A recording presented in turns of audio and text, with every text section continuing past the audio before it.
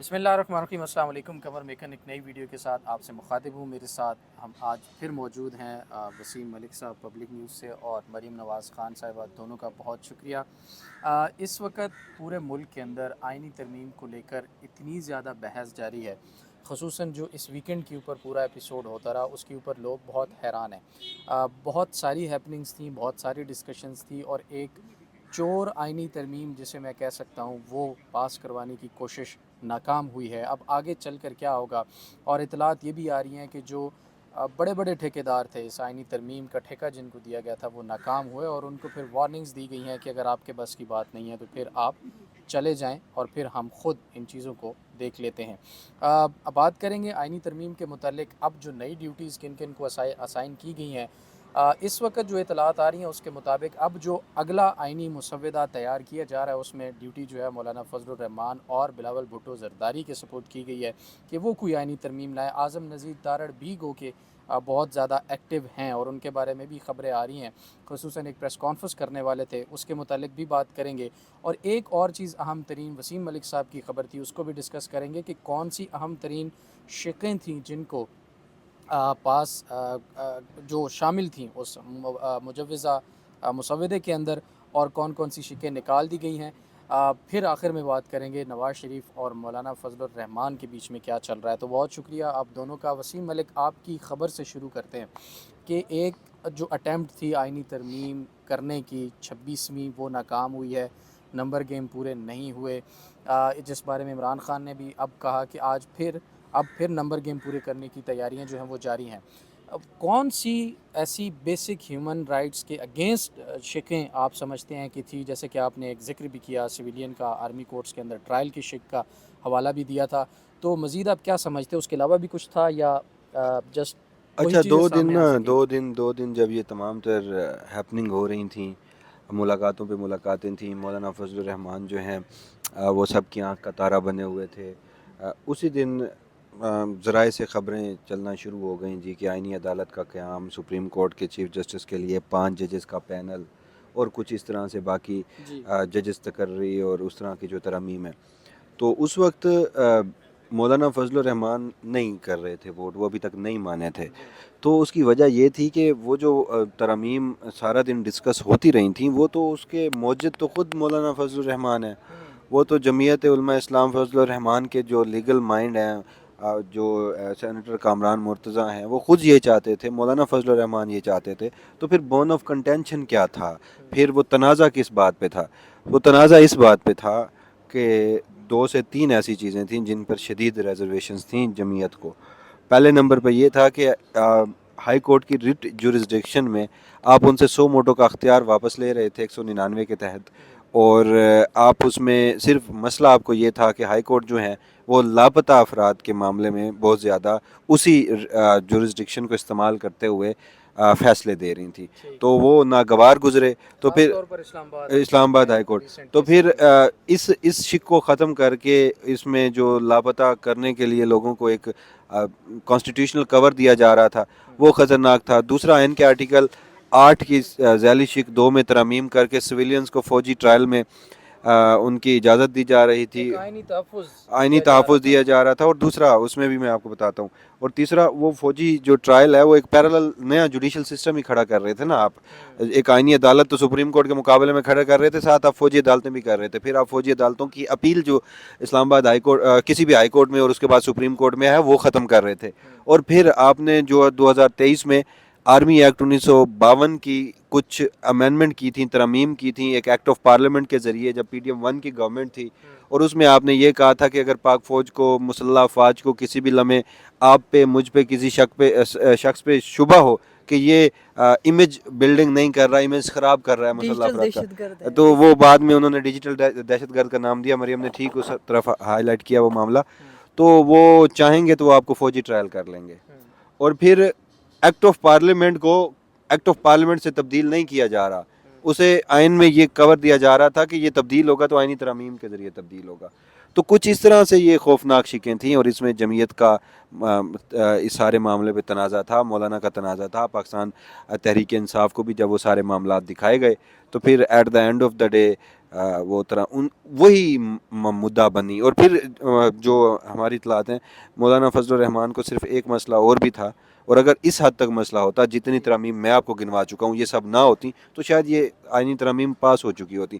مولانا کو ایک اور مسئلہ تھا کہ آپ آئینی عدالت کو سپریم کورٹ سے بڑا نہ کریں, آپ برابر رکھ دیں, آپ اختیارات میں سپریم کورٹ کو آئینی عدالت کے ماتحت نہ کریں. تو اس چیز پہ میرا خیال ہے کہ گورنمنٹ شاید بات کر بھی لیتی, لیکن جو باقی معاملات تھے, اور پھر آپ دیکھیے کہ اس ملک میں ہم نے پہلے بھی بات کی کہ جو وزیر قانون ہے انہیں بھی مسودے کا اگر نہیں پتہ تھا, اور مسودہ بنا کہاں سے تھا. ہفتے کی رات کو وزیر قانون نے بیان دیا کہ مجھے مسودہ مل گیا ہے, اور بہت سارے جو ارکان تھے وہ 2 دن ایک یرغمالی سی صورتحال ان کی رہی ہے پارلیمنٹ کے اندر. اور یہ بھی دیکھنے میں آیا کہ جب ان کو جگہ پہ اکٹھا کیا گیا, اور اس کے بعد وہ اگر پانی پینے کے لیے بھی اٹھتے تھے یا کچھ کام کے لیے تو ان کے ساتھ واش روم وہ تک ایک نہیں واش جانے روم دیا میں ان جاتا کے تھا, ایک ساتھ بندہ ساتھ بھیجا موجود جاتا ہوتا تھا. تو یہ ساری چیزیں تو دیکھیے موجود ہیں. اور اس بارے میں کہ قانون سازی اور آئین سازی کے لیے پہلے کی حکومتوں میں بھی اس قسم کی شکایات اور اس قسم کے معاملات دیکھنے میں ہمیں ضرور آئے ہیں. لیکن ایک چیز جو ہم نے سب سے زیادہ دیکھی نا, ایک اب بات کی جا رہی ہے کہ جو مسودہ تھا وہ نواز شریف کو پہلے انہوں نے نہیں دیکھا تھا, اور پھر جب نواز شریف صاحب نے وہ مسودہ دیکھا تو وہ لاہور روانہ ہو گئے. جبکہ ہماری کچھ اطلاعات اس طرح سے ہیں کہ نواز شریف صاحب بلوچستان کے ارکان سمیت بہت سارے ایسے ارکان پارلیمنٹ ہیں جن کو خود فون کر کے راضی کرتے رہیں کہ جی آپ اس آئینی ترمیم کے لیے ووٹ کریں. تو ایسا کیسے ہو سکتا ہے کہ نواز شریف کو پتہ نہ ہو کہ اس مسودے کے اندر کیا ہے؟ اس پر مریم نواز آپ کیا کہیں گی کہ یہ جو مولانا اور نواز شریف کے بیچ میں گیپ آپ کو نظر آ رہا ہے, اس کے بارے میں آپ کے پاس کیا اطلاعات؟ 1-2 اطلاعات میرے پاس ہیں, وہ بھی میں آپ کے ساتھ شیئر کروں گا. پہلے آپ اس کے اوپر کچھ بتائیے گا کہ یہ نواز شریف صاحب کے پاس مسودہ تھا یا نہیں تھا. کیا دیکھیے آپ مسودے کے پارلیمنٹ میں اوپر بھی تھی سارا دن اسی مسودے کے اوپر مولانا کے گھر مسودے کے اوپر تو یہ بات بالکل کلیئر ہے نا کہ وہ کسی کے پاس بھی نہیں تھا. انفیکٹ اب جو مسودہ سامنے آیا اس کو بھی سب ڈس اون کر رہے ہیں, کوئی بھی اس کو اون نہیں کر رہا انکلوڈنگ دی گورنمنٹ. تو مسودے کے حوالے سے یہ کہنا کہ وہ نواز شریف صاحب نے دیکھا تھا وہ درست نہیں ہے. سب نے دیکھے بغیر ہی جیسے حکم آیا تو اس پہ سب کو منانا شروع کر دیا کہ بھئی آپ بھی ووٹ کر دو, آپ بھی ووٹ کر دو. اور پھر حال دیکھیے ہمارے ملک کے وہ تمام تر نمائندوں کا جو کہ عوام کے ووٹ سے جیت کے ایلیجڈلی آئے ہیں, جیت کر آئے ہوتے تو شاید کچھ مختلف حالات ہوتے. وہ سب بیٹھ کر اس آئینی ترمیم کے اوپر جو کہ شاید یہ مسودہ نہیں ہے, اس سے زیادہ خطرناک تھا, ووٹ کرنے کو تیار تھے بغیر دیکھے بغیر پڑھے. تو آپ کے جب حال ہی یہ ہے آپ کے نمائندوں کا, تو اس سے آگے کیا بات کی جائے. پھر نواز شریف کے بارے میں یہ خبر چلی اور یہ بات ہمیں مولانا کے ہی گھر سے کے ذرائع سے معلوم پڑی کہ نواز شریف اور وزیر اعظم اور جو نائب وزیر اعظم ہے اسحاق ڈار, یعنی آپس میں تینوں جو رشتہ دار ایک ہی فیملی سے تعلق رکھتے ہیں, وہ مولانا کے گھر جا رہے ہیں. اور وہ اس وقت تھا جس سے پہلے حکومت یہ دعوے کر چکی تھی کہ بھئی کوئی ابہام نہیں, ہمارے نمبر پورے ہیں. تو جب حکومتی جو ایک ٹیم پہلے مولانا کے گھر, تو آپ کو پتہ ہے بار بار آنیاں جانیاں لگی تھی, اور اس وقت مولانا اسد کیسر کے گھر گئے ہیں خود. تو یہ ایک ساری ڈیولپمنٹس جو ہیں آپ ان کو خام خواہ میں نظر انداز کر کے نہیں چل سکتے. حکومت کے لیے بہت امپورٹنٹ تھے مولانا. لیکن ایک خبر یہ آئی, اطلاع یہ آئی کہ کیونکہ جو مولانا ہے وہ انہوں نے خود نواز شریف سے یہ کہا کہ مسودہ دیکھنے کے بعد آپ بھی اس پہ رضامند نہیں ہوں گے تو بہتر ہے کہ اس پہ ووٹ کی طرف نہ جایا جائے. اور پھر رات گئے کوئی بڑوں کی ایک بیٹھک ہوئی جس کے اندر یہ بھی کہا گیا کہ نہیں ہمیں اس طرف نہیں چلنا چاہیے. تو اس طرح سے کر کے یہ پوری کی پوری کہانی سمٹ گئی. نہ نواز شریف صاحب ان کے گھر آئے, نہ ضرورت پڑی. اچھا, اطلاعات یہ تھیں کہ میاں صاحب جو ہیں وہ آنا چاہتے تھے اور مولانا کے گھر, لیکن مولانا کی طرف سے کال گئی میاں صاحب کو اور کہا گیا کہ یہ جو آئینی ترامیم کرنے جا رہے ہیں اس میں پھر یہ چیزیں شامل ہیں, لہٰذا بہتر یہی ہوگا کہ آپ میری طرف نہ آئیں. تو وہ انکار ہوا اور اس کے بعد نواز شریف صاحب وہاں نہیں گئے. لیکن ہماری اطلاعات یہ بھی ہیں کہ جب مولانا پھر نیشنل اسمبلی جاتے ہیں, وہ خصوصی کمیٹی کے اجلاس میں شریک ہوتی ہیں, تو پھر انہی یہ جو عمارتیں ہیں, یہ محلاتی سازشیں جہاں پہ ہوتی ہیں, پریزیڈنٹ ہاؤس ہے, پرائم منسٹر آفس ہے, پرائم منسٹر ہاؤس ہے, تو یہاں کہیں نہ کہیں پھر دونوں کی ملاقات ہوئی ہے. نواز شریف کے لاہور جانے سے پہلے مولانا کی اور نواز شریف کی یہاں ملاقات ہوئی ہے. لیکن وہ جو گھر جانے والا معاملہ تھا وہ مولانا کی جانب سے روک دیا گیا تھا. اب مریم نواز ایک چیز اور بتائیے گا, یہ اس وقت جو وکلاء ایک دم آئینی ترمیم کے اگینسٹ کھڑے ہوتے ہوئے نظر آ رہے ہیں, یہ ناکام ہونے کے بعد اب کیوں سامنے آ رہے ہیں؟ پہلے انہوں نے کوئی بھی بات ڈسکشن, حالانکہ آئینی ترمیم جب بھی ہوتی ہے یہ مہینوں پر مبنی ایک پورا پروسیس ہوتا ہے، ڈسکشن ہوتی ہے، کویسچن آنسر ہوتے ہیں، پوری ایک لابنگ سسٹم ہوتا ہے، اور اس میں گڈ انٹینشنز کا ہونا، عوامی مفاد کا ہونا، بہت ساری چیزیں شامل ہوتی ہیں. تو یہ جو چپ کر کے چیزیں کی جا رہی تھیں تب وکلاء خاموش کیوں تھے، اور اب ایک دم بہت ساری چیزیں ظاہرہ سامنے آ رہی ہیں. اور اعظم نذیر تارڑ صاحب کا جو مبینہ طور پر گروپ کہا جاتا ہے وہ ایک کمزور فٹ پر اس وقت نظر آ رہا ہے. چاہے افغانستان کے کہہ رہا ہوں بلوچستان کے وکلاء ہو، وہ افغانستان والا معاملہ آج کل ذرا چل رہا ہے وہ ترانے والا، اچھا بلوچستان والا معاملہ ہو، لاہور کے وکلاء ہو، اسلام آباد کے، یہ کافی سارے اب اس کے اوپر بولتے ہوئے بات کرتے ہوئے دکھائی دے رہے ہیں. اور اعظم نذیر تارڑ صاحب کہہ چکے ہیں کہ ہم ان کو اعتماد میں لیں گے. آپ کیا دیکھ رہی ہیں فیوچر میں؟ دیکھیں سب سے پہلے تو قمر آپ دو چیزوں کو مکس کر رہے ہیں. آپ تمام وکلا کو جنرلائز کر رہے ہیں. نمبر 2 یہ کہ آپ اسٹریٹ اوے یہ سوال نہیں کر رہے کہ پاکستان بار اور سپریم کورٹ بار جس کے کرتا دھرتا ان میں سے بھی سب نہیں، ان میں سے بھی بیشتر جو کہ اس وقت پوزیشنز پہ بیٹھے ہیں، جو ان بارز کو ایک طرح سے کیپچر کر کے بیٹھے ہیں، وہ کیوں خاموش ہے، یہ سوال ہونا چاہیے. باقی بلوچستان بار نے ٹائملی آواز اٹھائی. اس کے علاوہ وکلا کی کال دی تھی فیصل صدیقی، وکلا کو کال دی تھی فیصل صدیقی اور منیر ملک نے، اور اس کے بعد انڈیپینڈنٹلی وکلا نے آواز اٹھائی تھی. ان دو پورے ملک کی جو دو نمائندہ باڈیز ہیں وکلا کی، انہوں نے اپنی خاموشی رکھی. اور اب انہوں نے وہ ان کے اوپر یہ والا جملہ بالکل زیادہ تسلط ہے اس وقت بالکل، اور ان کے اوپر ان کے بارے میں ایک جو ہے نا وہ کوڈ بالکل پرفیکٹ ان کے اوپر آتا ہے کہ ان کو لڑائی کے بعد یاد آنے والی یہ چپیڑ تھی جو ان کو اب اپنے ہی منہ پہ جڑ لینی چاہیے. کیونکہ اس ٹائم پر آج کے دن یعنی جب آئینی ترمیم کا پورا معاملہ ٹھپ ہو چکا، ختم ہو چکا، اس کے بعد آج وہ مشاورتی ایک اجلاس کر رہے ہیں. اور اس مشاورتی اجلاس میں بھی وہ کوئی مسترد کرنے کی بات نہیں ہے. ابھی وہ مشاورت کریں گے، حکومت سے وضاحت لیں گے، اور وہاں پر موسٹ پروبیبلی جن کا ہولڈ ہے اعظم نذیر تارڑ صاحب وفاقی وزیر قانون ہے، دیکھنا ہے کہ کیا وہ اپنے گروپ کو قائل کر پاتے ہیں. اور پھر ان کا وہ گروپ جو حکومت کو وضاحت دینے کو کہہ رہا ہے، جب وہ وضاحت دے لے گا تو اس کے بعد بھی وہ کوئی موقف ابھی اپنائیں گے. تو ابھی بھی انہوں نے موقف اپنایا نہیں ہے، تو سیدھی بات ہے لڑائی ختم ہو چکی. اور اس کے بعد جو انہیں اب وہ چپیڑ یاد آئی ہے نا، وہ اپنے ہی منہ پہ جڑیں گے. کیونکہ اب کے بار ان کا بولنا، اور اس میں ایک اور بات جو آپ کا سوال تھا، ضروری ہے اس وقت بار پولیٹکس بہت بڑی بات ہے. Hamid Khan group professional group جو ہے وہ ایکٹیو ہوا. ہم نے دیکھا انہوں نے ٹائملی جس دن یہ ہوا اس سے اگلے دن پیر کو آ کے یہاں پہ احتجاج کیا. ٹوکن احتجاج تھا لیکن اس کے اندر انہوں نے سخت باتیں کی، باقاعدہ جرنیلوں کے بھی نام لیے. بالکل انہوں نے کہا کہ ہم اینٹ سے اینٹ بجا دیں گے، یہ اعلان جنگ ہے، ہم نہیں چھوڑیں گے. اور اس کے بعد تمام تر وکلا نے سٹیٹمنٹس جاری کی، لیکن انہوں نے تو ابھی تک ایک کنڈیمنیشن تک نہیں کی. اور یہ وہ ہیں جو کل کو جسٹس سید منصور علی شاہ کے ساتھ بھی کھڑے ہوں گے.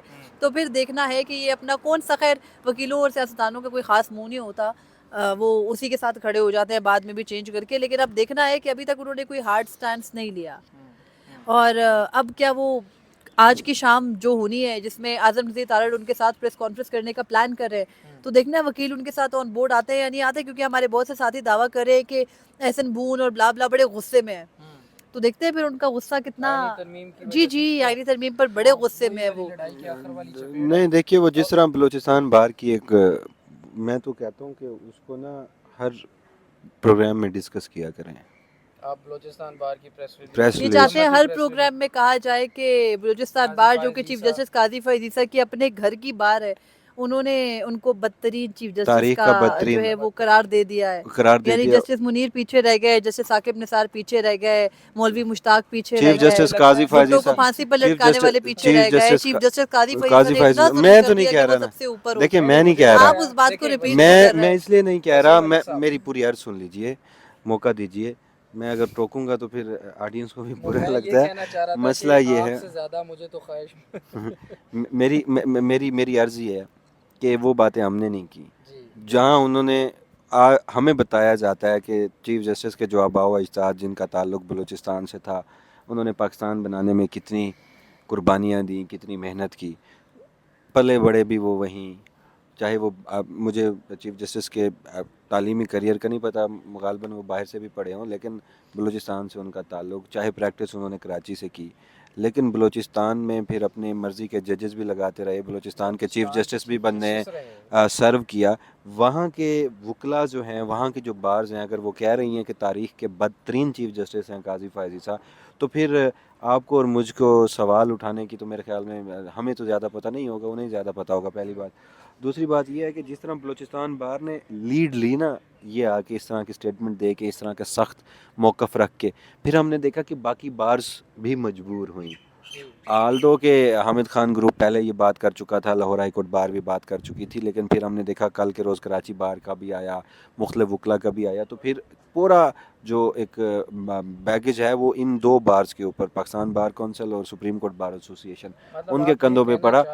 آپ یہ کہنا چاہ رہے ہیں کہ قاضی فائز عیسیٰ کو سب سے پہلے تاریخ کا بدترین چیف جسٹس ان کے اپنے گھر سے ہی لوگوں نے بول دیا، تو اس کے بعد ظاہر ہے ان کے پاس جو ایک اچھا ایک اور بات بھی ہے، ایک اور بات بھی ہے، دیکھیے ایک اور بات بھی ہے، لیگیسی کا جو وہ تھا، میرے پاس جو اطلاعات ہے نا، یہ مسودہ کہاں بنا، یہ مسودہ بنوایا کس نے، اس میں ان پٹ کس کا ہے، اس میں وہ سابق وزیر قانون ہیں پی ٹی آئی کے دور کے، کیا نام ہے ان کا، فروغ نسیم صاحب کا انپٹ تھا اس میں. وہ آج کل پی سی بی کے الیکشنز بھی کروا رہے ہوتے ہیں، وہ وکیل صاحب ہیں، وہ جو قومی اسمبلی کے ڈیٹا بتا رہے تھے، صوبائی اسمبلی کا وہ معاملہ تھا، شاہ خاور صاحب کا بھی بہت انپٹ ہے.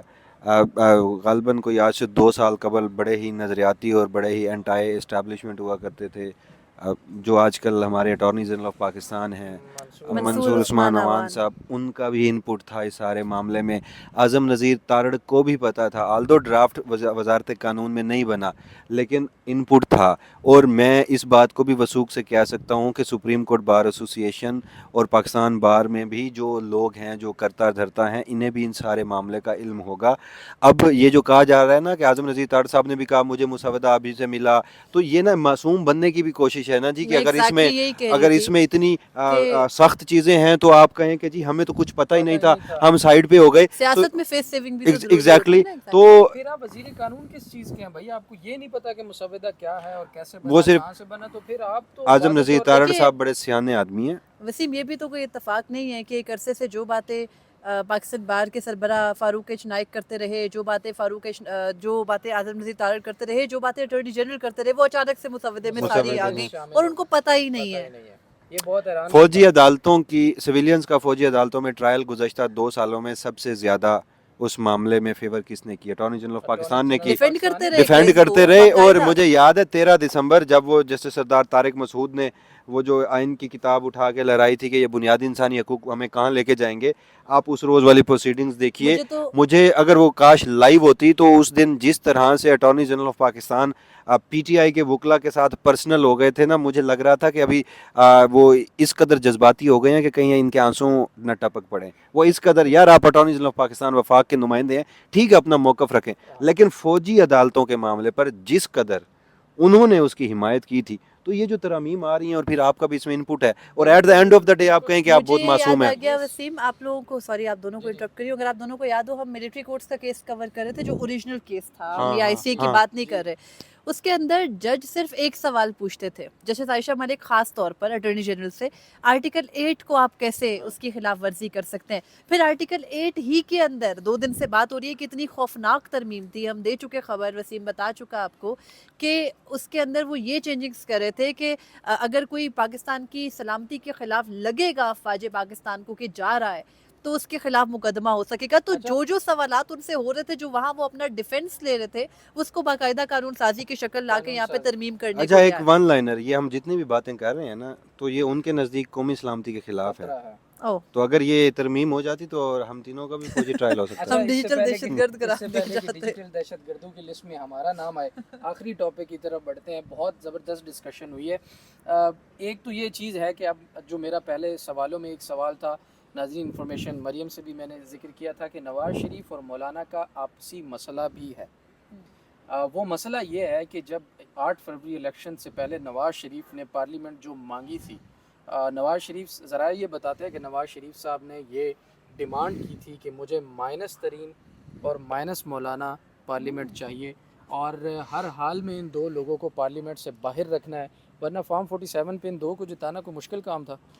نہیں، اس میں 2 چیزیں ہیں. میں آپ کا تبصرہ اس پہ میں ضرور لوں گا، بٹ میں اپنے ذرائع کی انفارمیشن ضرور شیئر کرنا چاہوں گا. اس کی وجوہات یہ تھی کہ مولانا جب بھی کوئی نہ کوئی قانون سازی یا حکومت سازی ہوتی ہے تو اس میں بڑا وزنی کردار ادا کرتے، اور پہلے بھی ہم نے دیکھا کچھ عرصہ پہلے کہ مولانا کے پیچھے پیچھے تمام لوگ، تمام سیاسی جماعتیں ہوتی تھیں.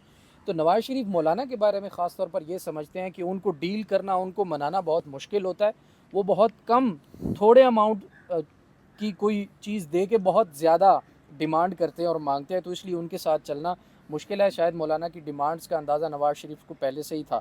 دوسرا جو جہانگیر ترین کے بارے میں وہ کہتے ہیں کہ باہر سے جتنی بھی 2017 کے بعد سے لے کر ابھی تک کی سختیاں آئی ہیں، نواز شریف یہ سمجھتے ہیں کہ وہ جہانگیر ترین کی وجہ سے آئی ہیں، اور وہ تمام ریکارڈ اور کاغذ اور ڈاکومنٹ اور وہ سارے کیسز فائلیں وہ باہر سے لے کر آئے تھے، جس کی وجہ سے ان کے خلاف ابھی تک سارے کیسز بنے. تو ایک تو معاملہ یہ بھی تھا کہ نواز شریف اور مولانا کے بیچ میں بہت عرصے سے بہت بڑا گیپ جو ہے اس وقت ہمیں نظر آ رہا ہے. تو اس کے اوپر ایک منٹ آپ دونوں کا لے کے نا، تو پھر ہم نئے مسودے کی طرف جائیں گے کہ جو اب تحریک انصاف کی بھی خبریں آ رہی ہیں کہ اگر ان کی شمولیت یا ان کی سفارشات شامل کی جائیں تو وہ بھی اس اس سارے معاملے میں نا یہ اطلاعات تو ہیں آپ کی درست ہوں گے اس حد تک. نواز شریف صاحب نے جس قدر گورنمنٹ جس طرح سے مانگی اور جس طرح سے شاید یہ ہمارے جو بند کمروں میں بیٹھے فیصلہ ساز ہیں، انہوں نے سوچا ہوگا کہ 8 فروری کے الیکشن کو جس طرح سے مرضی مینوپلیٹ کر لیں گے. نواز شریف صاحب کنگ میکر بنے ہوئے تھے، لیکن مسئلہ مولانا کا اور نواز شریف کا وہاں سے پیدا ہوا کہ آپ نے دیکھا کہ مولانا جو تھے وہ روح رواں تھے، پی ڈی ایم کے سربراہ تھے، وہ راستہ دکھانے والے تھے. تو الیکشن سے قبل آپ کو یاد ہوگا کہ مولانا نے ایک سٹیٹمنٹ جاری کیا تھا. مولانا پنجاب میں نون لیگ کے ساتھ سیٹ ایڈجسٹمنٹ کرنا چاہتے تھے، اور اس کا نواز شریف نے جواب کیسے دیا تھا، یعنی ملنے سے بھی انکار کر دیا تھا. تو مولانا کو ایک اس بات کا غصہ تھا. اس بات کا نواز شریف صاحب نے بھی ذرائع کے مطابق ذکر کیا تھا، اور انہوں نے کہا تھا کہ ہم نے پی ڈی ایم کا سربراہ بنا کے بھی مولانا صاحب کو دیکھ لیا، ہمیں کوئی خاص فائدہ اس چیز تو یہ ساری چیزیں ہوئیں. اچھا، تو اس سارے معاملے میں آپ نے کہا نیا ڈرافٹ، میں پھر ون لائنر اس پہ بولوں گا. ابھی نئے ڈرافٹ میں نا پری میچور ہیں، دیکھیں ابھی چیزیں ہیں پری میچور. دیکھیں اب یہ ایک بات تو ڈیسائیڈڈ ہے کہ جو ان سین شکیں آپ کہہ رہے ہیں کہ بہت ساری خطرناک چیزیں تھی، وہ تو اب آؤٹ ہو جائیں گی. وسیم صاحب آپ کہہ رہے ہیں پری میچور چیزیں ہیں، ایک سیکنڈ قمر، آپ کہہ رہے ہیں پری میچور چیزیں، یہ جو ابھی ڈرافٹ آیا اور جو آئینی ترمیم ہونے چاہ رہی تھی وہ میچور تھی؟ نہیں، اس ملک میں کچھ ہوتا ہے وہ میچور کے تھی. ساتھ؟ دیکھیے وہ میچور تھی. یہ جو کل بلاول بھٹو زرداری کی جانب سے کہا گیا نا کہ یہ کچا ڈرافٹ تھا، تاثر یہ دیا گیا کہ اس میں سے مزید کچھ چیزیں بہتر کر کے ڈرافٹ آنا تھا. اگر ان کے بندے پورے ہو جاتے تو جمعرات اور یہی ہفتے اور اتوار کے دن یہی پیپلز پارٹی اور یہی بچہ جمہورہ جو بنتا ہے بلاول بھٹو زرداری، یہ کیا کرتا، یہ اسی کچے ڈرافٹ کے اوپر اپنے ووٹ دے کے بغیر پڑھے اسٹیبلشمنٹ کی سہولت کاری کر کے، میں مزید سخت لفظ استعمال نہیں کر سکتا، بوٹ چاٹتا ہوتا. یہی بلاول جو کل کہہ رہا تھا کہ کچا ڈرافٹ ہے. پہلی بات. اچھا، اب دوسری بات میں اس لیے پری میچور کہہ رہا ہوں چیزیں کہ اب بلاول نے اپنے کندھوں پہ ذمہ داری لی، اسٹیبلشمنٹ کو بتایا کہ جی شہباز شریف نے تو کچھ نہیں کیا، آپ نے تو اسے وزیر اعظم بنایا تھا، ہمیں تو الائنس میں بٹھایا. شہباز شریف کی نہیں تھی، سنیں نا یار، اس کا ٹھیکہ کسی اور کے پاس تھا. لیکن شہباز گورنمنٹ کو یہ تھا کہ اگر آپ یہ آئینی ترمیم نہیں کر سکتے تو آپ بوریا بستر اٹھائیں گھر جائیں. اب اگر میں آپ کو یہ خبر دے رہا ہوں، بلاول بھٹو زرداری نے جو یہ تمام تر اونس اپنے کندھوں پہ لیا ہے نا، اور اس میں وہ یہ مجوزہ آئینی ترامیم پاس کروا جاتے ہیں، تو آپ دیکھیں گے کہ بلاول بھٹو زرداری اسی سیٹ اپ میں شہباز شریف کی جگہ وزارت عظمیٰ پہ بیٹھے ہوں گے. تو پھر یہ بات ثابت ہوتی ہے کہ کچھ عرصہ آپ اور کچھ عرصہ ہم تو نہیں. وہ اب بتانا چاہ رہے ہیں کہ شہباز شریف صاحب کتنے نااہل اور نکمے ہیں. وہ جو کیا نام ہے ان کا، یہاں پہ پنڈی کی طرف انہوں نے سجدہ بھی کیا تھا یار، فیصل ووڈا صاحب نے وہ جو ایک میسیجنگ کی تھی. تو اب میں اس لیے پری میچور کہہ رہا ہوں کہ وہ جو ایک ہائی ٹائم تھا نا، اس میں یہ نہیں کروا سکے. تو اب انہیں جب پیپلز پارٹی کوشش کرے گی نا، مسلم لیگ نون کے اندر بھی کچھ لوگ ہوں گے جو آرم ٹویسٹنگ کریں گے، اس میں باقی دیگر جماعتیں بھی کریں گی. اور میں کیٹاگوریکلی کہتا ہوں، اطلاعات کی بنیاد پر بھی اور میرا تجزیہ بھی ہے، بلفنگ کی جا رہی ہے کہ پی ٹی آئی کے ساتھ کوئی ڈرافٹ شیئر ہوا ہے، اور پی ٹی آئی کسی بھی اس مجوزہ آئینی ترامیم میں کسی ایک شک پر بھی ووٹ نہیں کرے گی. اور دیکھیے اس وقت جو معاملات ہیں اس کے مطابق اس پر مریم کا ٹیک لیں گے کہ کیا اس وقت مولانا اور بلاول بھٹو زرداری کے ذمہ جو ٹاسک لگایا گیا ہے کیا اس میں وہ پاس ہو پائیں گے. اور جو یہ خبریں آ رہی ہیں کہ تحریک انصاف اپنی سفارشات شامل کروانے کے بعد آنے والی آئینی ترمیم میں ووٹ دے سکتی ہے، اس میں آپ کو کتنا حقیقت لگتی ہے، اور کیا پی ٹی آئی کو ایسا کرنا چاہیے؟ देखिए पाकिस्तान तहरीक इंसाफ के हवाले से ना अभी अगर आपने कुछ देर पहले इमरान खान और जो मौलाना से मुतालिक कुछ खबरें रिपोर्ट हो रही हैं वो अगर देखी हो तो उसमें ये हुआ है कि इमरान खान से जेल में सवाल पूछा गया मौलाना से मुतालिक जी तो उस पे उन्होंने कोई जवाब नहीं दिया तो उसको सहाफ़ी हमारे रिपोर्ट कर रहे हैं कि उन्होंने बैड जेस्चर्स दिए, कंधे उचकाए हाँ वो ठीक तरह से नहीं थे। जबकि अभी ग़ालिबन 10-15 मिनट पहले नईम हैदर पंजोथा ने ये कहा है कि खान साहब ने तो मौलाना का जमहूरियत के साथ खड़ा होना खुशाइन करार दिया, जो कि हमारे कुछ नहीं साथी उसमें ना रिपोर्ट भी कर रहे उसमें हैं, ये लेकिन कुछ मिस रिपोर्टिंग है अंदर और जाहिर है इस वक्त कोशिश की जाएगी कि किसी भी तरह मौलाना का दिल पीटीआई से ख़राब किया जाए, पीटीआई का मौलाना से ख़राब किया जाए। लेकिन मुझे अब ये लगता है कि पीटीआई कोई मुल्क मुखालिफ जमात तो है नहीं, जी सियासत में ज़िंदा रहने के लिए ये भी ज़रूरी है कि हुकूमत को भी चलने दिया जाए, जिस भी तरह से चल रही है उसको अब चलने दिया जाए। मेरा वैसे इसके लेकिन ऊपर मौक़िफ़ थोड़ा मुख्तलिफ है, चलने दिया जाए। देखिए मरियम, जिस पार्लियामेंट के पास लेजिटिमेसी ही नहीं है वो देखिए मशकूक मैंडेट के साथ बैठी बात भी है। ये है ना, देखें फॉर्म 45 पर तहकीकात नहीं हुई, जुडिशल कमीशन नहीं बना, केसेस पड़े हुए हैं, ट्रिब्यूनल्स पड़े हुए हैं, ये अरकान आईनी तरमीम कैसे कर सकते हैं जो खुद इलेजिटिमेट है एक हिसाब से? अभी तक उनके पास लेजिटिमेसी का सर्टिफिकेट नहीं है कि भाई आपके हल्कों में धांधली नहीं हुई या इल्ज़ाम लग रहे हैं तो वो गलत है। कम से कम मामला डिसाइड तो होना चाहिए। देखिए जब ये मामला सब कुछ डिसाइड हो जाए उसके बाद ये लोग बैठकर आइन साजी मेरे ख्याल में कर भी सकते हैं। तो इन औकात में इस पार्लियामेंट को कैसे हम कह सकते हैं कि ये जो कुछ कर दे वो सब कुछ ठीक है?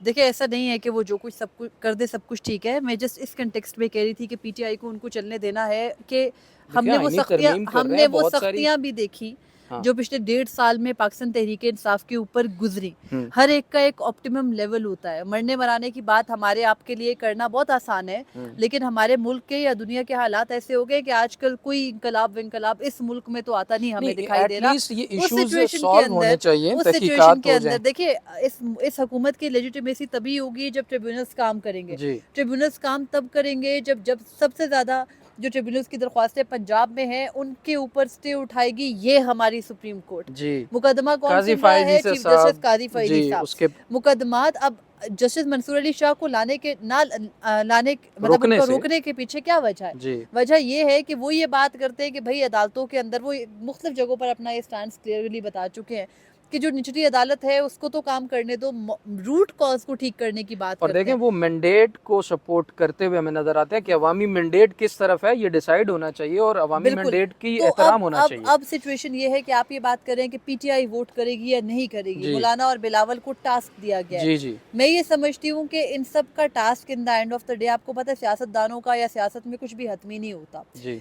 पीटीआई के हवाले से भी कोई नहीं हम ये दावा कर सकते कि उसने कल को वोट नहीं करना या उनको अपनी सियासत नहीं बचानी होगी, या हर जमात को अपनी सियासत बचानी है। लेकिन अब ये देखना है कि किसी जमात को अपनी पॉपुलैरिटी ज़्यादा अजीज़ है, अपनी सैंक्टिटी ज़्यादा अजीज़ है या अपनी सियासत ज़्यादा अजीज़ है।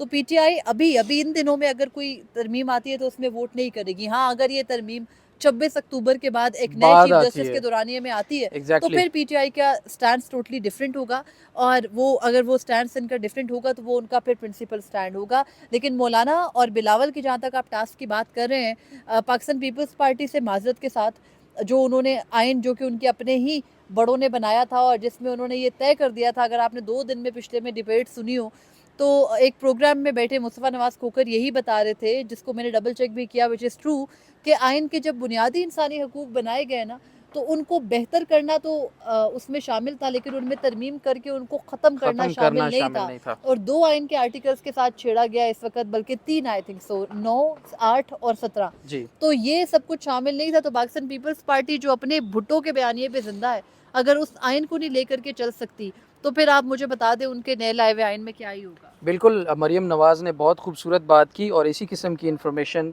आ भी रही है मरियम साहिबा के मौलाना साहब जो अभी आइनी तरमीम नाकाम हुई है वसीम मलिक साहब के, अब आगे जब बिलावल भुट्टो मौलाना इसको देखेंगे तो वो ये कंसिडर कर रहे हैं कि ये जो आइनी तरमीम आने वाली होगी उसको किसी भी तरह से थोड़ा सा डिले किया जाए और आने वाले चीफ जस्टिस जो हैं जस्टिस मंसूर अली शाह तब तक ये मामला सॉर्ट आउट हो जाएंगे, कुछ लोगों के दिल को ठंड पड़ जाएगी, कलेजा ठंडा हो जाएगा, तो उसके बाद लेकर आई जाए जो कि मुतनाज़ा फिर किसी सूरत भी ना हो, उनके ऊपर बात ना हो। और एक कुछ साफी दोस्तों का क्या होगा? देखिए वो बहुत सारे सहाफ़ी justice अदालती शाह पे यतीम आ होंगे, गए। बहुत सारे अदालती यतीम होंगे और असल में उनको अपने सर्वाइवल की पड़ी हुई है कि भाई काजी के जाने के बाद تیرا کیا ہوگا نہیں، مجھے کالیا، تو ڈر ہے کہ نہ شاید کوئی وہ صرف کھا لے، کوئی وہ ہارپک کے قطرے پی لے. ہارپک پی لے، مطلب ویسے میرا خیال ہے ہارپک کے قطرے پینے کے بعد یہ حالت ہوتی ہے. مجھے ڈر لگ رہا ہے، یقین کریں. دیکھیں اس سے یہ دونوں خامخواہ 24 میں 25 26 اکتوبر میری کوشش ہوگی کہ میں سپریم کورٹ نہ آؤں.